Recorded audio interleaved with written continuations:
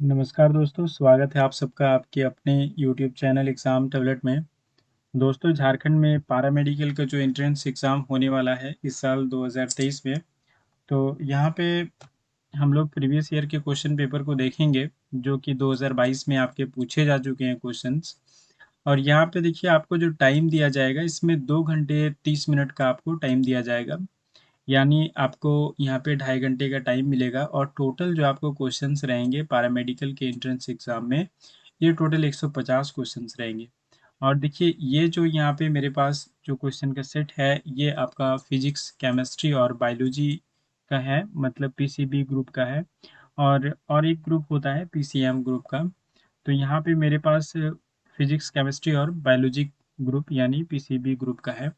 देखिए यहाँ पे आपको क्या है कि भौतिक विज्ञान का जो क्वेश्चन है इस बुकलेट में 1 से 50 तक है। उसके बाद केमिस्ट्री का 51 से लेकर 100 तक है और बायोलॉजी का यहाँ पे आपको 101 से लेकर 150 तक है। और उसके बाद देखिए आपको प्रत्येक यहाँ पे प्रश्न के लिए आपको 1 अंक मिलेगा। मतलब एक क्वेश्चन अगर आप सॉल्व करते हैं, उसका जवाब आपका सही होता है, तो आपको 1 मार्क्स यहाँ पे मिलेंगे और गलत जवाब के लिए 1/4 यहाँ पे आपको काट लिए जाएंगे। और देखिए हिंदी और इंग्लिश दोनों में ही ये आपका पेपर रहेगा। लेकिन अगर हिंदी में कुछ गलत होता है ट्रांसलेशन अनुवाद में, तो फिर देखिए आपको यहाँ पे इंग्लिश में जो आपको क्वेश्चन या फिर ऑप्शंस दिए रहेंगे, उसी को आपको यहाँ पे सही समझा जाएगा। तो देखिए यहाँ पे आपको फिजिक्स का क्वेश्चन है और उसके बाद फिर यहाँ पे आप देख सकते हैं, यहाँ से आपका केमिस्ट्री का क्वेश्चन स्टार्ट हुआ है। और यहाँ पे देखिए ये जो 8 PM पीसीबी, तो ये paramedical physics, chemistry, biology group का है क्वेश्चन जो सेट है यहाँ पे। और उसके बाद देखिए आपका जो बायोलॉजी के जो क्वेश्चंस हैं, ये आपके यहाँ से स्टार्ट होते हैं बायोलॉजी के 101 नंबर से। तो आज हम लोग यहाँ पे देखेंगे बायोलॉजी का क्वेश्चन सबसे पहले, और उसके बाद फिर हम लोग फिजिक्स भी देखेंगे और केमिस्ट्री भी देखेंगे। तो देखिए चलिए 101 नंबर से हम लोग यहाँ पे स्टार्ट करते हैं और समझने का प्रयास करेंगे कि आपको एग्ज़ाम में किस तरह का आपको क्वेश्चंस पूछा जाता है। तो देखिए the number of births during a given period in the population that are added to the initial density is refers to as. तो ऑप्शन ए में हो गया आपका मॉर्टेलिटी, या फिर ऑप्शन बी में हो गया नेटिलिटी, या फिर ऑप्शन सी में हो गया इमिग्रेशन, या फिर ऑप्शन डी में हो गया नन ऑफ द अबव। देखिए क्वेश्चन आपको क्या पूछ रहा है कि जनसंख्या में एक निश्चित अवधि के दौरान जन्मों की संख्या को प्रारंभिक घनत्व में जोड़ा जाता है, जिसे रूप में संदर्भित किया जाता है। मतलब जिसके किस रूप में संदर्भित किया जाता है। तो ऑप्शन ए में हो गया आपका मृत्यु दर, या फिर ऑप्शन बी में हो गया यहाँ पे जन्म दर, या फिर ऑप्शन सी में हो गया आप्रवास, या फिर यहाँ पे हो गया उपरोक्त में कोई नहीं। तो देखिए ये आपका हो गया ऑप्शन बी जो है ये सही है, जन्म दर कहा जाता है। देखिए जब जनसंख्या की एक निश्चित अवधि के दौरान जो जन्म होता है, उसको अगर प्रारंभिक जो घनत्व है उसमें जोड़ दिया जाता है, तो उसको हम लोग जन्म दर बोलते हैं। जन्म दर देखिए एक विशिष्ट समय सीमा के लिए, जैसे एक जनसंख्या में क्या होता है कि 1000 व्यक्तियों पर जीवित जन्मों की संख्या का माप है। ठीक है, मतलब 1000 में कितना यहाँ पे जो जन्म लिया वो कितना यहाँ पे लाइव है, उसको क्या बोलेंगे, जन्म दर बोलेंगे। और उसके बाद जो नेक्स्ट आपका यहाँ पे क्वेश्चन है, चलिए उसको देखते हैं। Some organisms use simple food material obtained from inorganic source in the form of. तो ऑप्शन ए में हो गया आपका सल्फर, या फिर ऑक्सीजन, या फिर कार्बन डाइऑक्साइड एंड वाटर, और यहाँ पे हो गया आपका वाटर ओनली। पूछ रहा है क्वेश्चन में कि कुछ जीव अकार्बनिक स्रोतों से प्राप्त साधारण खाद्य सामग्री का उपयोग निम्न के रूप में करते हैं। तो देखिए यहाँ पे आपको क्वेश्चन जो पूछा जा रहा है पैरामेडिकल में, तो देखिए ये छोटे बच्चे की तरह तो नहीं क्वेश्चन पूछा जाएगा। यहाँ पे कुछ जीव लिखा है, ठीक है। तो ये आपको समझना पड़ेगा कि कुछ जीव क्या करते हैं। कोई ऐसा जीव है, इसमें प्लांट भी हो सकता है, इसमें एनिमल भी हो सकता है। तो कुछ जीव क्या है कि अकार्बनिक जो स्रोत हैं, जो इनऑर्गेनिक जो यहाँ पे सोर्स हैं, उससे क्या करता है, प्राप्त साधारण खाद्य सामग्री का उपयोग यहाँ पे एक तरीके से खाली स्थान समझ सकते हैं, निम्न के रूप में करते हैं। ऑप्शन ए में हो गया आपका सल्फर का निर्माण करने में, या फिर ऑक्सीजन, या फिर कार्बन डाइऑक्साइड और पानी, या फिर आपका केवल पानी। तो देखिए कुछ जीव में यहाँ पे हम लोग क्या ऑटोट्रॉफ्स को समझेंगे। तो देखिए जो आपका अकार्बनिक स्रोत है, जैसे अकार्बनिक किसको बोलेंगे? अकार्बनिक जिसमें कार्बन नहीं हो। और अकार्बनिक जो आपका यहाँ पे जो कंपाउंड्स हो गए जैसे, या फिर जो आपका मिनरल्स में आते हैं, आपका nitrogen, phosphorus, potassium, calcium, iron, तो ये सब क्या है? ये सब इनऑर्गेनिक कंपाउंड्स है, इनऑर्गेनिक मिनरल्स है, आपका एलिमेंट्स हैं। तो यहाँ पे देखिए क्या बोल रहा है कि जो इसका उपयोग जो होता है, अकार्बनिक स्रोत का जो उपयोग होता है, किस चीज़ को यहाँ पे बनाने के लिए होता है, ये क्वेश्चन आपका पूछना जा रहा है। तो देखिए सल्फर बनाने में, या फिर ऑक्सीजन, या फिर कार्बन डाइऑक्साइड और पानी, या फिर केवल पानी। तो देखिए यहाँ पे ऑटोट्रॉप्स करते क्या है, जो इनऑर्गेनिक जो न्यूट्रिएंट्स होते हैं उससे ऑर्गेनिक क्या करते हैं, कंपाउंड्स का यहाँ पे फॉर्मेशन करते हैं। तो जैसे फोटोसिंथेसिस जब होता है तो क्या होता है, कार्बन डाइऑक्साइड और पानी क्या होता है, रिलीज होता है। ठीक है, तो यहाँ पे आपका ऑप्शन सी जो है ये आपका सही हो गया। तो चलिए उसके बाद फिर आपका नेक्स्ट जो क्वेश्चन है ये क्या है कि 103 में the carbohydrates which are not used immediately are stored in the form of। देखिए बोल रहा है कि जिन कार्बोहाइड्रेट का तुरंत उपयोग नहीं किया जाता है वे डैश के रूप में संग्रहित होते हैं। तो यहाँ पे देखिए ऑप्शन में दिया हुआ है स्टार्च, या फिर प्रोटीन, या फिर लिपिड, या फिर अमीनो एसिड। देखिए यहाँ पे ऑप्शन को देख के आपको समझना होगा कि यहाँ पे जो कार्बोहाइड्रेट का बात किया जा रहा है उसको किसके संदर्भ में बात किया जा रहा है। तो देखिए जो एनिमल्स होते हैं, एनिमल्स में क्या होते हैं कि जो कार्बोहाइड्रेट जो रहता है, ये जब एक्सेस हो जाता है, जब इसका यूज़ नहीं रहता है, मतलब एक्सेस कार्बोहाइड्रेट हो जाता है, उतना यूज़ नहीं होता है, तो फिर ये जो कार्बोहाइड्रेट होता है ये एनिमल्स में क्या होता है, ग्लाइकोजन के रूप में संचित रहता है। ठीक है, लेकिन जो पेड़ पौधे होते हैं उसमें जो कार्बोहाइड्रेट होता है जब उसका तुरंत उपयोग नहीं किया जाता है तो वे क्या होते हैं, वे स्टार्च के रूप में क्या होते हैं, संग्रहित होते हैं। ठीक है, तो आपका यहाँ पे जो सही जवाब होगा ये क्या होगा, स्टार्च होगा। और यहाँ पे ऑप्शन में अगर आपका ग्लाइकोजन रहता तो वो एनिमल्स के संबंध में होता है, मतलब ह्यूमन भी उसमें आते हैं, तो यहाँ पे आपको ग्लाइकोजन होता। लेकिन यहाँ पे स्टार्च आपका ऑप्शन में है, ये पेड़ पौधे के बारे में बात कर रहे हैं कि कार्बोहाइड्रेट का जब तुरंत उपयोग नहीं होता है पौधों में, पेड़ों में, तो वे फिर क्या होते हैं, स्टार्च के रूप में क्या होते हैं, संग्रहित होते हैं। चलिए उसके बाद जो आपका यहाँ पे देखिए क्वेश्चन है, इसमें आपको क्या पूछ रहा है 104 नंबर में, विच of the following is broken down giving rise to a fixed amount of energy which can drive the endothermic reactions taking place in the cell। तो यहाँ पे आपको क्या पूछ रहा है कि निम्नलिखित में से कौन एक निश्चित मात्रा में ऊर्जा को उत्पन्न करते हुए परिवर्तित होता है और सेल में होने वाली एंडोथर्मिक प्रतिक्रियाओं को क्रियाशील करता है। तो देखिए यहाँ पे आपको पूछ क्या रहा है कि बोल रहा है which of the following is broken down giving rise to fixed amount of energy. देखिए यहाँ पे बोल रहा है कि कौन सा ऐसा निम्न में से जो ऑप्शन है यहाँ पे कौन सा ऐसा है जो कि ब्रोकन डाउन होता है, मतलब विघटित होता है, और एक फिक्स्ड अमाउंट ऑफ एनर्जी क्या करता है, ये रिलीज करता है, और जो कि हेल्प करता है एंडोथर्मिक जो रिएक्शंस होते हैं एक सेल में, उसमें क्या करता है, ये हेल्प करता है। तो ऑप्शन ए में हो गया आपका एडीपी, या फिर ऑप्शन बी में हो गया एनएडी, या फिर आपका हो गया एनएडीएच, या फिर ऑप्शन डी में हो गया एटीपी। तो देखिए इसका जो सही जवाब है ये है आपका एटीपी। देखिए एटीपी क्या करता है कि जो आपके यहाँ पे सेल में जो एंडोथर्मिक यहाँ पे रिएक्शन होते हैं सेल के अंदर में, एंडोथर्मिक रिएक्शंस किसको बोलेंगे, देखिए एक्सोथर्मिक में क्या होगा, यहाँ पे आपको एनर्जी रिलीज होगा, लेकिन जो एंडोथर्मिक रिएक्शंस होते हैं सेल में, जैसे फॉर एग्जांपल जैसे यहाँ पे प्रोटीन का सिंथेसिस, या फिर न्यूक्लिक एसिड का सिंथेसिस। तो ये सब में क्या होता है, ये सब एंडोथर्मिक रिएक्शंस हैं, ठीक है, और इसमें एनर्जी की ज़रूरत पड़ती है। तो ये आपका जो सही जवाब है ये आपका एटीपी है, ठीक है। चलिए उसके बाद जो नेक्स्ट आपका क्वेश्चन है ये क्या पूछ रहा है कि which of the following is an essential element used in the synthesis of proteins and other compounds. बोल रहा है कि निम्नलिखित में से कौन सा एक आवश्यक तत्व है जो प्रोटीन और अन्य यौगिकों के संश्लेषण में प्रयुक्त होता है।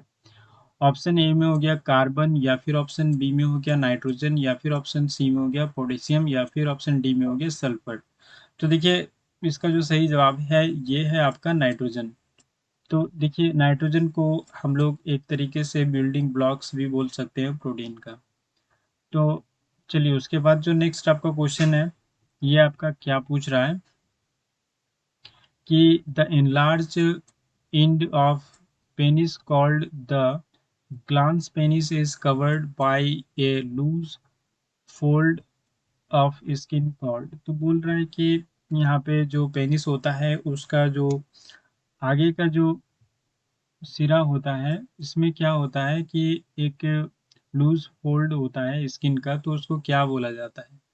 तो यहाँ पे हो गया आपका लूज स्किन, या फिर हार्ड स्किन, या फिर फोर स्किन, या फिर नॉन ऑफ द अबव। तो देखिए जो लूज जो फोल्ड होता है स्किन का उसको क्या बोला जाता है, उसको बोला जाता है फोर स्किन।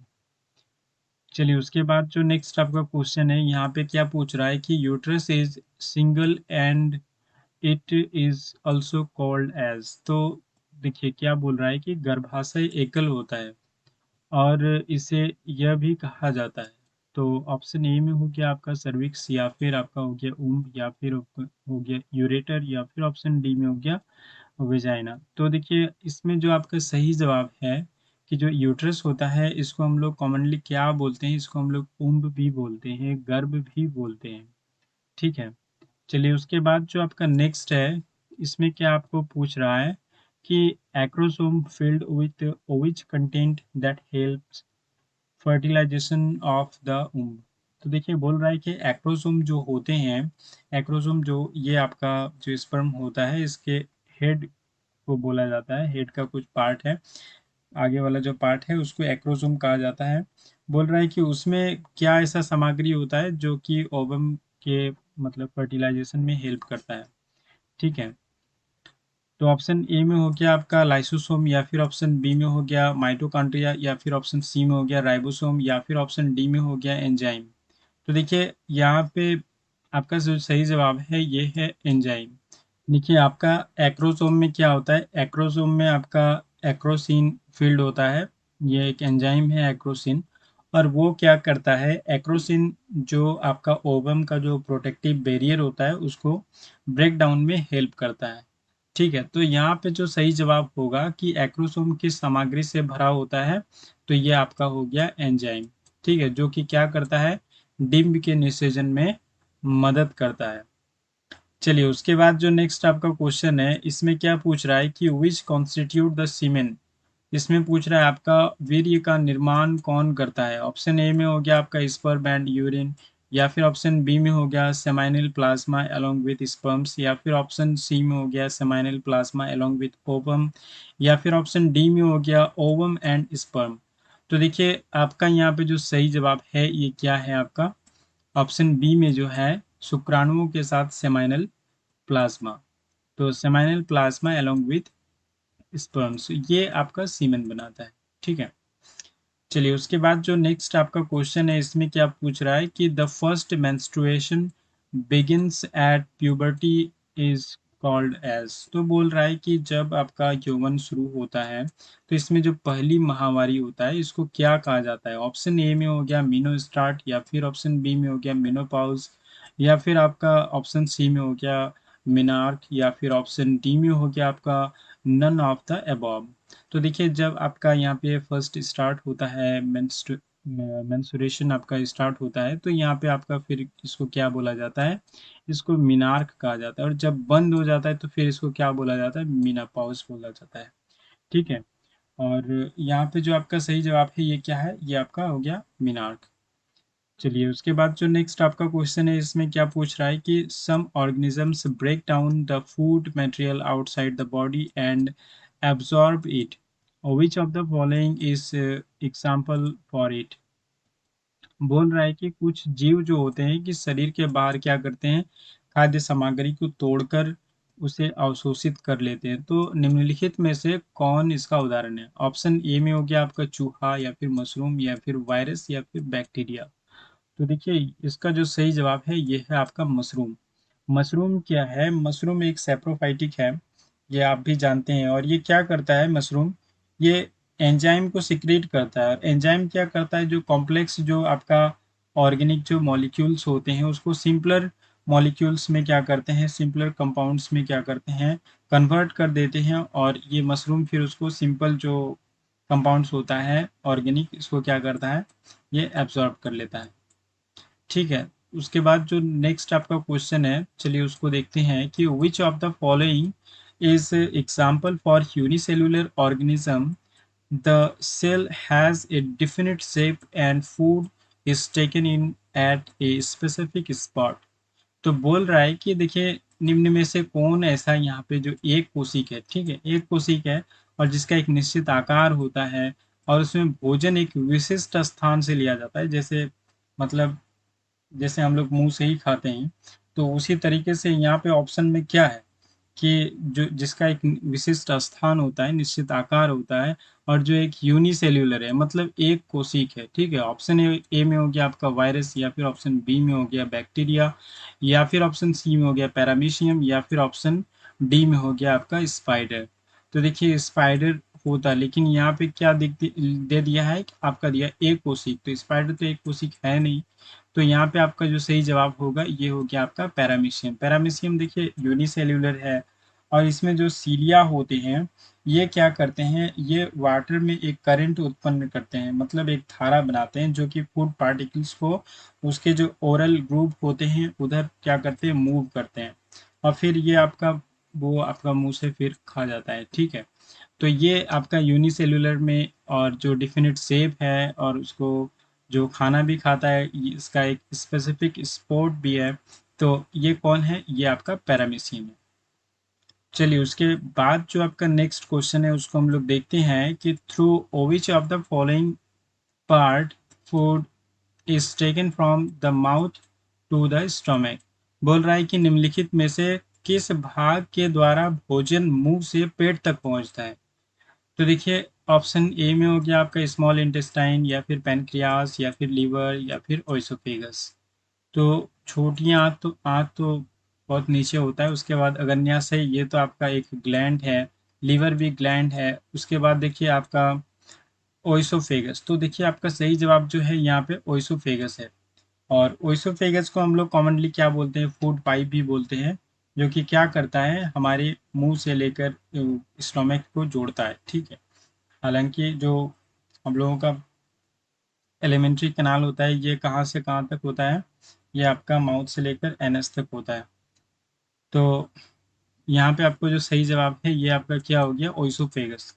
ठीक है, चलिए उसके बाद जो नेक्स्ट आपका क्वेश्चन है ये आपको क्या पूछ रहा है कि if cross section of leaf observed under microscope green dots are observed, these are cell organelles called chloroplast which contain.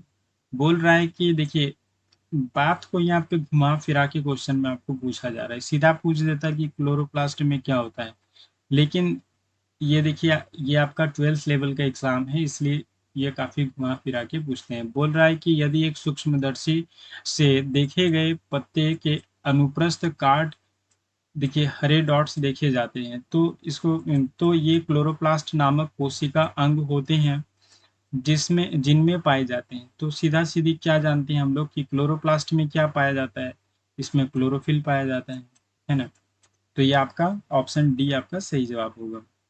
चलिए उसके बाद जो नेक्स्ट आपका क्वेश्चन है ये क्या है, ये क्या पूछ रहा है कि the length of the small intestine differs in various animals depending on the. तो देखिए यहाँ पे आपको पूछ रहा है कि विभिन्न जानवरों में छोटी आंत की लंबाई किस आधार पर भिन्न होती है।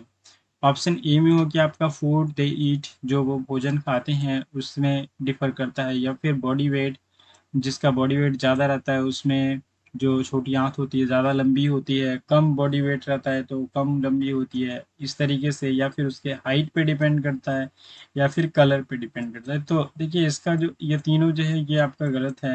इसका जो सही जवाब है ये है आपका फूड दे ईट, मतलब जो वो खाना खाते हैं। देखिए जो आपका क्या बोलते हैं मांसाहारी जो होते हैं जानवर सब, तो उसके जो आपके स्मॉल इंटेस्टाइन होते हैं वो काफ़ी छोटा होता है। जैसे आप किसी बाघ का ले लीजिए, और उसी तरीके से जब आप देखेंगे किसी गाय का अगर, या फिर किसी भी बकरी का देखेंगे, तो उनके जो यहाँ पे छोटी आंत होती है ये काफ़ी लंबी होती है। तो ये क्या डिपेंड करता है कि वे क्या खाते हैं, ठीक है। वे जो खाते हैं उसी के ऊपर ये डिपेंड करता है कि छोटी आंत की लंबाई अ, उसी पे डिपेंड करता है। चलिए उसके बाद जो नेक्स्ट आपका क्वेश्चन है, इसको हम लोग देखते हैं कि which part is made up of nerves which supply information to think about. बोल रहा है कि कौन सा भाग तंत्रिकाओं से बना होता है जो सोचने के लिए सूचना प्रदान करता है। ऑप्शन ए में हो गया आपका स्कल, या फिर ऑप्शन बी में हो गया ब्रेन स्टेम, या फिर ऑप्शन सी में हो गया न्यूरॉन, या फिर ऑप्शन डी में हो गया आपका स्पाइनल कॉर्ड। तो देखिए इसका जवाब जो है ये काफ़ी आसान है, और इसका जवाब आपको कमेंट बॉक्स में देना है। चलिए उसके बाद जो नेक्स्ट आपका क्वेश्चन है, इसको हम लोग देखते हैं।